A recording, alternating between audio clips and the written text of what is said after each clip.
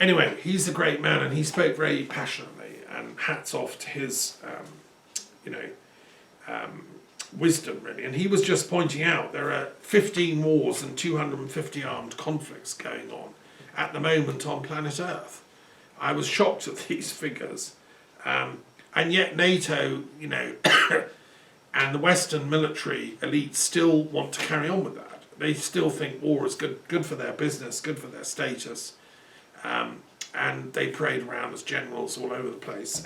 Reiner and me, we don't like that. As on behalf of Philosophers of Peace, I'm saying let's have more philosophy. Let's have more, intellectual debate. Let's be human. Let's be more civilized as people. These warriors are getting uppity and out of control, and they've stolen all the money. Well, I'm blowing the whistle on that. They're stealing our money, and that's why there are 140 million poor people just in the USA. And on a global level, there's the figures are, that's the richest nation on earth. So you can imagine what it's like in Zambia or wherever, we have to work together against this nonsense. And then we had another speech from another Japanese chap, and altogether it was very impressive, and you can listen to it all. It took 2 hours. I've summarized it here in 10 minutes. I think everyone on the planet who's in lockdown, who's wondering what's going on the planet, should listen to this event. Get involved in local peace activities. Educate yourself. Do a degree in peace studies. You can study with my institute virtually if you can't find a local course in peace studies. And also, there is a definite link, which is, I think, one of the things I would have put in this conference if I'd have been on the organising team. Nobody talked about the threat of biological weapons as part of the problem we're solving. You see, biological warfare is, as we know, extremely dangerous, and we're suffering from global lockdown. Now, there is evidence, there is a possibility, although it's being hushed up and suppressed and nobody wants to investigate, that the coronavirus that we're afraid of may be something that was engineered from something in nature. In the Wuhan labs, they were doing research on coronaviruses, deliberately trying to make them more scary and dangerous. They've also been doing this research at Fort Detrick and probably at Porton Down, for all I know. And therefore, and the people doing this are on vast salaries. It's a business to make scary viruses that can cause global lockdown. That's a job for thousands of people around the planet, professors of biological science, they call it. But actually, I call this stuff nescience. We should remove the label of scientists from people that make these kind of things. These are nescientists. And they should have sworn an oath not to do this kind of thing. As I proposed in my proposal that there should be a Hippocratic oath for all science graduates in the world who get a doctorate in science. And I'm sure that Scientists of Peace and Global Responsibility, which was directed for many years by my late departed friend Sir Tom Kibble, who was a member of the Royal Society, he would have absolutely supported that. In fact, he did, Scientists for Peace and Global Responsibility, which I named with him, by the way, have campaigned long and hard for an equivalent to the Hippocratic Oath for scientists around the world. And I'm sure that Sir Paul Nurse and other senior scientists in Britain would support that. Paul, as a biologist, knows the dangers of biological warfare. I'd love to know his take on this coronavirus and what where it's come from. So, what I've proposed, moving on to my kind of third general area, catch up on what I've been doing since we last spoke about coronavirus research and so on. I spoke to the people in Geneva that are responsible for the Bioweapons Convention. And it's just down the road, Geneva, from me, really. So I had a word and said, what's going on? What's the protocols? Has anyone lodged a complaint yet under the protocols? Because as I've explained in former talk, that the Bioweapons Convention, which is abbreviated BWC, okay, is one of the most important peace declarations we have. It was in 1975, negotiated by British foreign affairs experts, and it ruled out of order, absolutely, developing biological weapons. It reserved in a few of its clauses, and I've given the treaty in full in my little book of peace declarations, that scientists are allowed to look at, genetic interference, but only in the sense of medical use and response to. It's a really complex issue, and I think the treaty probably needs re-looking at. States have been reluctant, and there's been a blockage in discussions to try and get it strengthened. But what the text says at the moment is that if any state suspects another state of developing biological weapons without telling anyone, in secret, and straying from the area of prevention into aggressive research, if that is suspected of anyone, then any state in the world has the right to request the UN to inspect the labs of that country. Now this means that any state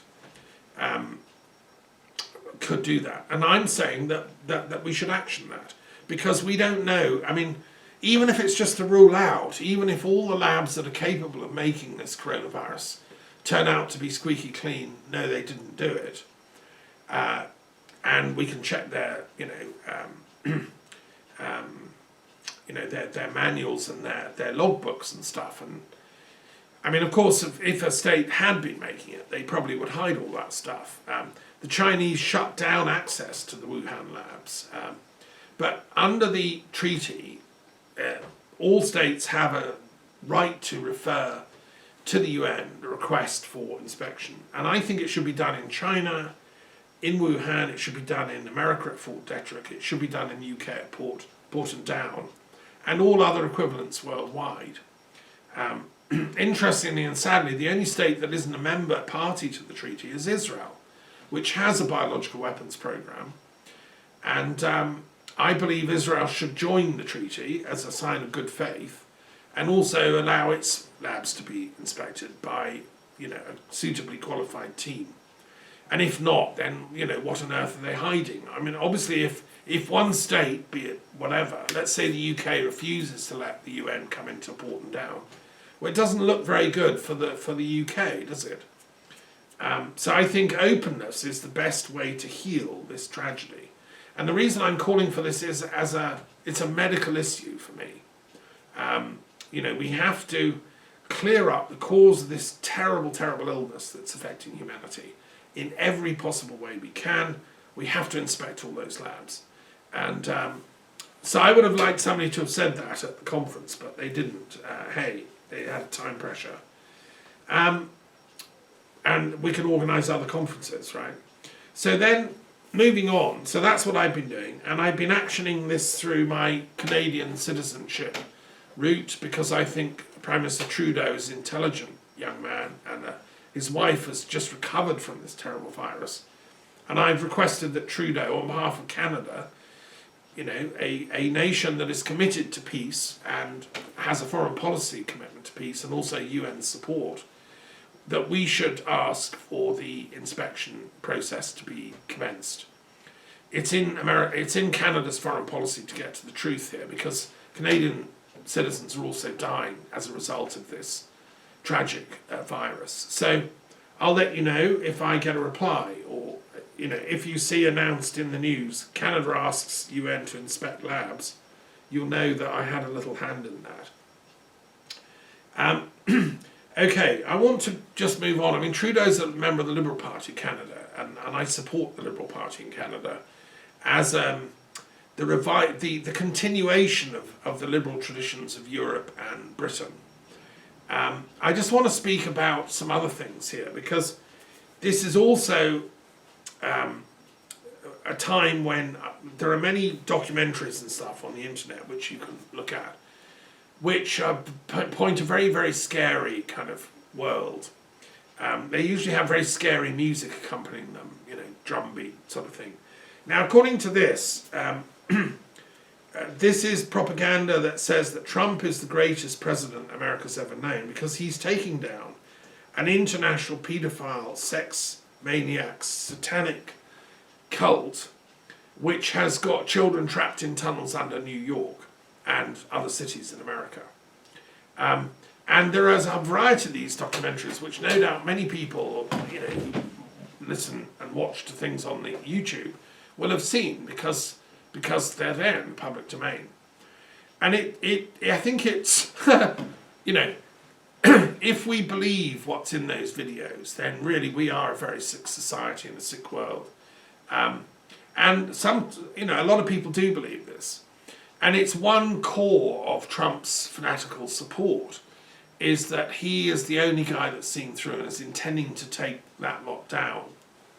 Now, I've been doing some thinking and research, and I've, reflected on this over the years. Is this possibly true? Well, okay, so Epstein we know was a paedophile.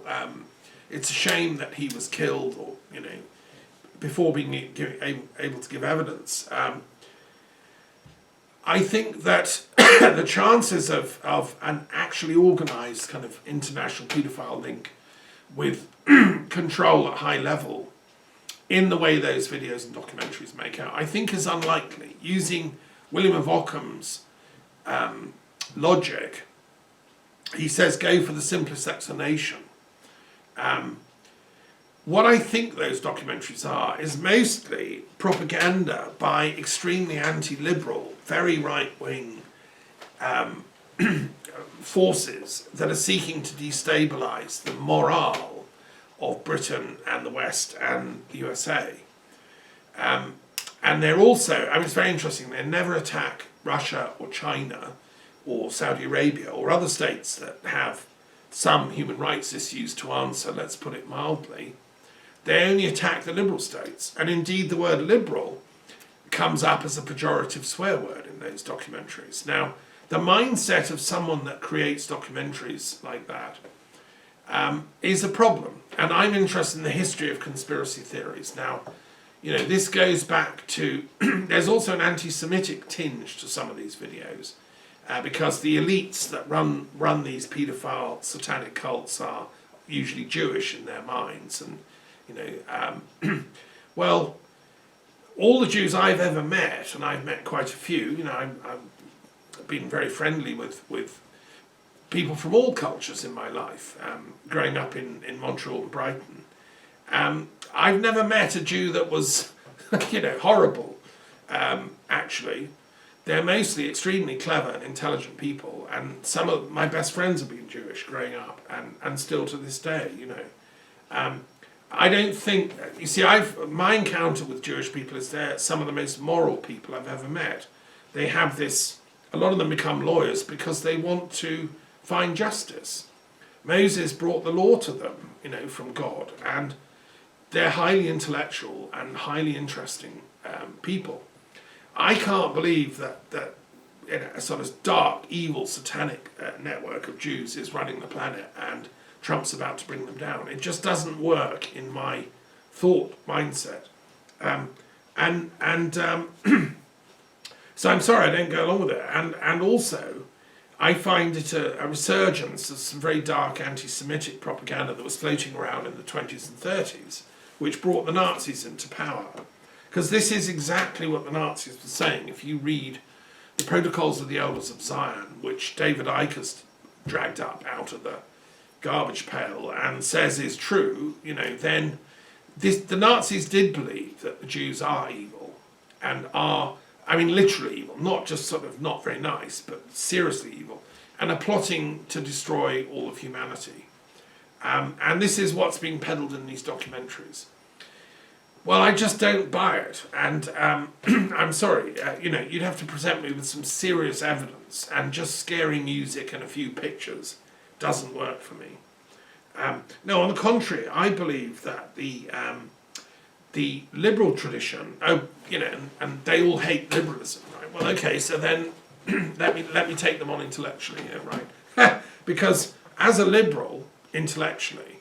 I believe in the lineage of political freedoms. I believe that freedom of thought, freedom of speech, freedom of assembly, these are all priceless freedoms that were won during the long history of European struggles for freedom of speech and so on. It was at one point dangerous to speak out. You know, I could be arrested and put in prison.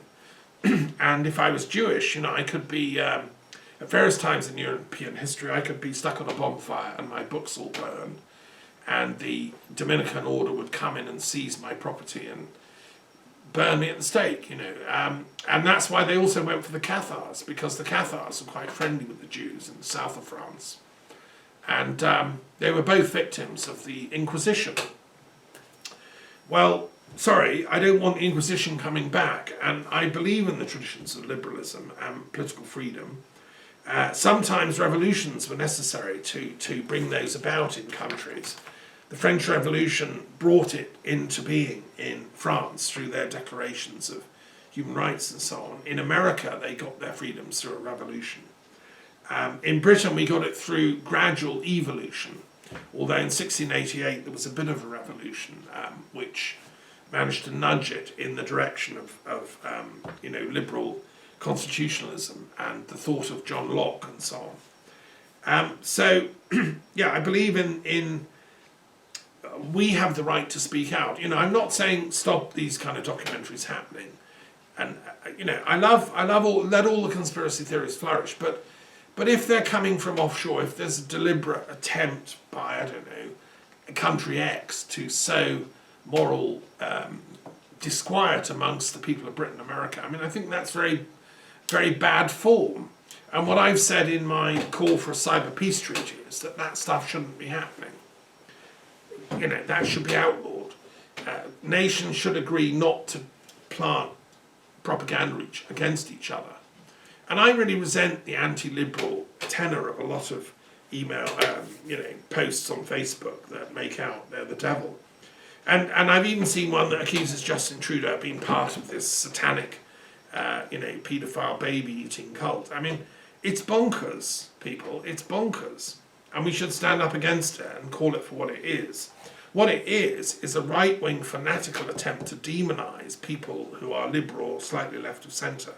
Who's doing it? Who's pulling the trigger? Extremely dangerous and stupid right-wing forces that are using Trump as a stool pigeon for their own agenda.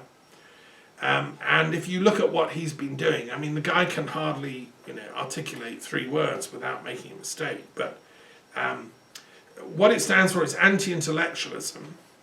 So these people are sowing the doubt that every intellectual is not worth listening to because they're all part of that elite satanic paedophile cult, right?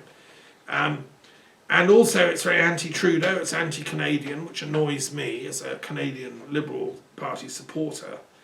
A lot of it's quite actually anti-Christian in the sense of authentic Christianity, which is about enlightenment. And as I've said, it's quite anti-Semitic. So, yeah, so I have concerns about that kind of stuff. So look at it, please, very critically. Having said all which, you know, I'm an objective academic, and if anyone has any evidence that there seriously are tunnels full of, you know, damaged and abused children in anywhere in the world, then please email me and I will look at the evidence objectively. I know that Sacha Stone and his International Commission for Natural Justice has been doing that, and some of the people that speak there, I don't think they're all fantasists. There must, you know, maybe there's something behind some of this, and the world needs to know and find the truth out.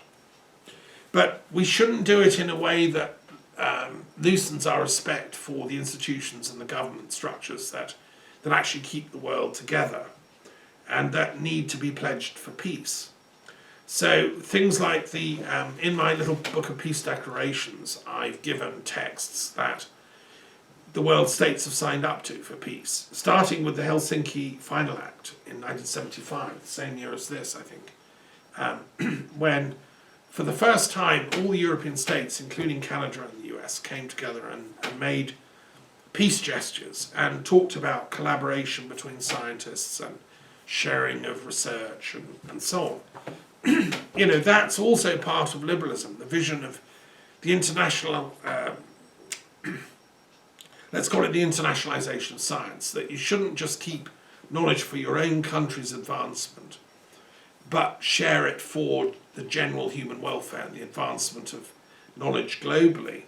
And that is part of that Helsinki Final Act, which I 100% agree with. And this is why, I oppose narrow-minded nationalism that seeks only its own interests. To fight this coronavirus, therefore, we need to bring the world's scientific community together. We need to work with all the different branches of medicine. I've received information as a group of Israeli scientists who've come up with a cure, and it's being experimented on and worked. It's working. If anyone wants details, just email me. And I want to mention one of my intellectual heroes was the former Prime Minister Gladstone, who was the greatest liberal Prime Minister Britain ever had. He was a very strong person of faith, and when I was baptised at King's College and the University of London back in the 80s, I was very aware of Gladstone's presence in London. He was a Prime Minister, he was an intellectual of a high order, and because I always wanted to be an archaeologist, I love Schliemann, and his discovery of Troy I find very moving, and Mycenae, and I've been to both Troy and Mycenae, and Schliemann was a great man, in my opinion, who countered the critics who said Troy didn't exist, it was a fantasy, Schliemann had commitment, and he had enough money to go and do the digs, and he found it in Hisarlik Mound in Turkey, exactly at the point where the the Turkish coast and the Hellespont starts. So you've got your Hellespont, this little narrow passage going up to the Sea of Marmara, and then on the end of that you've got Byzantium, and you've got, here's the Mediterranean Sea, right? And Troy is absolutely there at the point where Europe, the Aegean Sea, meets Asia, because this is all Asia here. And it's an unbelievably strategic, important place. So hats off to, and I went to the museum in Istanbul where they have a lot of the stuff from Troy, and also in Çanakkale, which is the nearest Turkish city near there, town really. Beautiful place. So anyway, Schliemann, to cut a long story short, was really close friends with Gladstone. They got on intellectually, because Gladstone was a clever guy. I'd say he was the wisest Prime Minister Britain has had, I think, possibly ever. You can propose someone else if you want. Certainly wasn't Robert Harley, who, as we saw last time, was a bit of a... He was clever, but not wise. Disraeli, yeah, clever, but not wise. And as for the more recent crop, again, I'd say Boris Johnson, clever, but not wise at all. So Gladstone was both. And I want to read a quote that he has about intellectual work. And then I want to move on and bring you up to date with the World Intellectual Forum. He says the following, and this is from a beautiful old Victorian book called Brilliance from Gladstone, Brilliant Thoughts. Right. All among us who are called in any manner to move in the world of thought may well ask, who is sufficient for these things? Who can, with just and firm hand, sever the transitory from the durable, and the accidental from the essential, in old opinions? Who can combine, in the measures which reason would prescribe, reverence and gratitude to the past, with a new sense of the claims, new means, new duties of the present? Who can be stout and earnest to do battle for the truth, and yet hold sacred, as he ought, the freedom of inquiry, and cherish, as he ought, a chivalry of controversy, like the ancient chivalry of arms? Now I love that, a chivalry of controversy. You see, that's what I'm trying to do with my talks here. I mean, I will attack or accuse people of getting it wrong if I think they're wrong. You know, I think the Brexit movement was entirely wrong intellectually. I think that the war movement, the militarization, give me more bombs movement is entirely wrong, etc. You know, but I will try and put my views forward with a certain chivalry of controversy, so I think that's important. And what he's saying is, yeah. You know, looking at the past, we can revere the sages of the past, yet we need to be updating our interpretation of what they bequeathed to us. And those of us that are called to move in the world of thought, his wonderful phrase, have to find a way of being critical of aspects of biblical, Quranic, you know, ancient traditions, Vedic traditions, that no longer serve us, yet at the same time embracing and affirming those insights that are, you know, hugely important to us. So in my little book of peace declarations, I began with the last sermon of Muhammad, who gave a very important peace sermon, his last public statement, and it was the closing verses of the Quran came through. So you can read that. Okay, so, and what I find in the hysterical anti-liberalism that's going on the internet, which blames liberals and Jews for everything that's wrong with the world, is a lack of chivalry. And although David Icke, he again is clever but not wise, and in his attacks on the Frankist movement within Judaism, which was the most liberal wing of Judaism, and his creating of that into a sort of death cult, well, I just simply don't believe it. I don't know, I've not read his stuff recently, but you know, he's brainwashed himself into so believing his own arguments that he can't hear any other arguments. And it is not that kind of liberal tradition in Judaism that you'd want to look for people that are supporting extreme right-wing causes around the world, like that are making alliance with Saudi Arabia and so on. On the contrary, the liberal traditions of Judaism, the Reform movement, of which my late friend Rabbi Friedlander was probably the most important intellectual in British post-war history. He was dean of Leo Beck College, which is where they train as rabbis. He was a good and honoured friend of mine, and we had huge conversations. Now, according to David Icke, he'd be a secret Frankist and, you know, stoking up all the troubles to come. Well, it's absolute nonsense, you know, absolute nonsense. You know, he was a disciple of Leo Beck, who was rabbi of Berlin, again a liberal reform rabbi, who escaped and survived his time in the concentration camp at Theresienstadt because he did philosophy classes and it kept himself and the others alive because they realised, you know, there was something to live for. And when he escaped, when after the war he was set free, he came to London and founded the Leo Beck Institute. And Albert Friedlander wrote his biography. These are great people. Now, if David Icke says these are the devil incarnate, I'm sorry, David Icke is totally wrong. But I will have a chivalry of controversy with him. Okay, so then we come to the next point, which is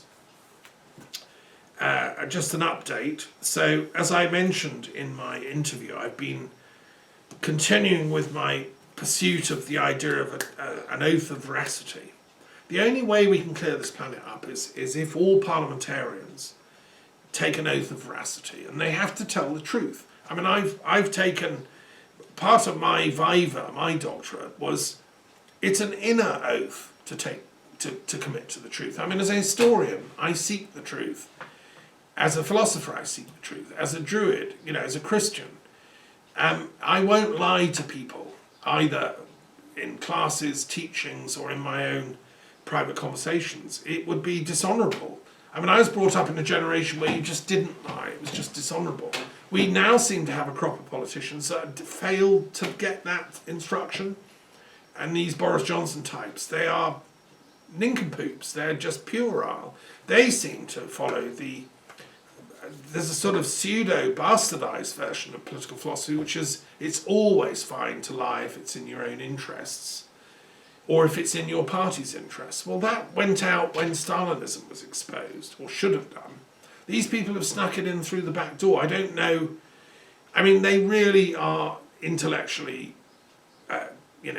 challenged. And Dominic Cummings is one of their purveyors.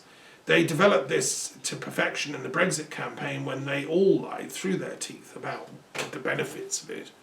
And that legalised lying in the heart of the British state. It legalised it in the BBC, and I've been trying for months to get out of the BBC a admission of who set the policy to respond to the Brexit referendum, instead of with critical analysis, as I'm doing, and Jeremy Paxman ought to have been doing. He was more or less sidelined out of the way. We have complete dumbed-down anti-intellectual attitude in all the BBC units that have any clout, that's the self-destruction of our identity as a nation. Because if we don't stand for truth, the BBC no longer is respected as a mouthpiece for truth. We have no standing, we have nothing in the world. So I still say there should be a public inquiry into who makes decisions on policy in the BBC. And whoever made that decision to back the Brexit referendum interpretation peddled by Theresa May and her right-wing cronies in the Tory party that hijacked it, and silenced the moderate Conservatives who actually were saying, Brexit, not sure. They were all sidelined and demonised by this hardline fanatical lot that took over the BBC. And how did they do it? Well, it was all done with on the basis of lies. Now, ordinary good people, I'm not saying everyone that voted for Brexit or that continued to support it are evil. No, I am saying they're intellectually challenged, and they haven't been able to join up the dots because their education has not equipped them to see what's at stake. And if that sounds elitist, then I'm sorry, it's part of the liberal tradition I come from. Gladstone was accused of being an elitist. Yeah, he was a member of the Athenaeum, right, which is the most elite intellectual club you can join in the world, or in London. But you see, okay, so if you have a certain degree of knowledge, you have a duty to carry that. If you are a knight in the chivalry of controversy, then there is a knighthood procedure, and you then have to stand by your training and by your work, stand or fall in the melee. So